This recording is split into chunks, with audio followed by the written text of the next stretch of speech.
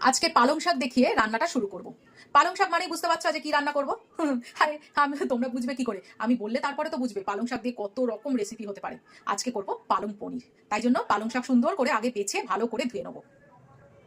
বাজার থেকে আনার পর পালং শাকে প্রচুর পরিমাণে বালি কাদা অনেক কিছু লেগে থাকে, যেগুলো সমেত যদি একবার তরকারিতে পড়ে যায় না, তরকারিটা খেতে একদম জঘন্য লাগবে। তাই জন্য 3-4 বার খুব কচলে কচলে ভালো করে পালং শাকগুলো বড় জায়গায়, দেখো এরকম একটা বড় কড়াই নিয়েছি, সেখানে আমি ভালো করে ধুয়ে নিয়েছি।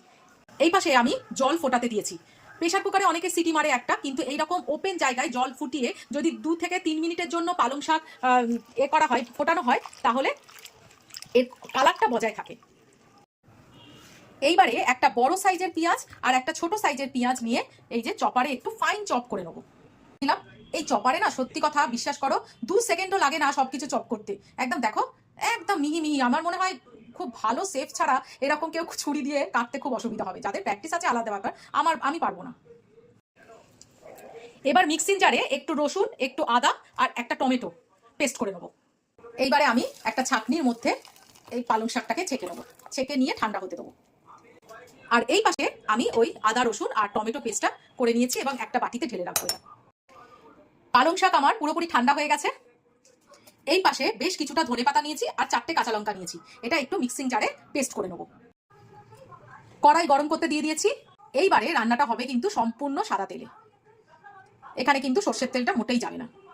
আর ফোড়নের জন্য দেবো একটা শুকনো লঙ্কা, কিছু গোটা গরম মশলা আর গোটা জিরে। ফোড়ন থেকে একটা সুন্দর গন্ধ বেরিয়ে গেছে, এইবারে দিয়ে দেবো সেই পেঁয়াজ কুচিটা। বেশি ভাজবো না, একটু কালারটা চেঞ্জ হবে, তারপরে অন্যান্য মশলা দিয়ে দেবো। এই পাশে কড়াইতে পেঁয়াজটা ভাজা হোক, সেই সময় আমি এই পনিরটাকে একটু টুকরো টুকরো করে কেটে নেবো। যেমনি কথা তেমনি কাজ, আমি কিন্তু পেঁয়াজ একদম বেশি ভাজিনি। দেখো জাস্ট একটু পিঙ্কিস পিঙ্কিস কালার এসছে, আমি মশলাটা দিয়ে দিলাম। এবার এটাকে ভালো করে কষে নেবো। কালারটা বজায় রাখার জন্য সামান্য একটুখানি হলুদ দেবো, প্রয়োজন মতো নুন দেব, সামান্য একটু জিরে গুঁড়ো, সামান্য একটু লঙ্কা গুঁড়ো, আর ব্যালেন্সের জন্য সামান্য একটু চিনি। এবার নাও কষানো শুরু। দেখো মশলাটা কি সুন্দরভাবে কষানো হয়েছে। এটা এইসব দেখলে তখনই বুঝতে পারা যায় যে রান্নাটা দারুণ দারুণ হবে। এইবারে পালং শাক, ধনেপাতা, কাঁচা লঙ্কা এই পেস্টটা দিয়ে দিলাম। দেখো ওপেন করে আমি পালং শাকটা সেদ্ধ করেছিলাম বলে কালারটা কি সুন্দর বজায় আছে। এবার এটাও ভালো করে মিক্সড করে নেবো। বেশ কিছুক্ষণ রান্নাটা হয়েছে, এইবারে আমি একটু অল্প করে গরম মশলা দিয়ে দেবো আর অল্প করে দেবো একটু রোস্টেড কাসুরি মেথি। এইবারে পনিরগুলো সব দিয়ে দেবো। আমি কাঁচা অবস্থায় দিচ্ছি, অনেকে আবার ঘিতে একটু ভাজা ভাজা করে তারপর দেয়, কিন্তু যেহেতু আমি ধাবা স্টাইলের করছি পালং পনির, সেই জন্য আমি একদম কাঁচায় তুলে দিলাম।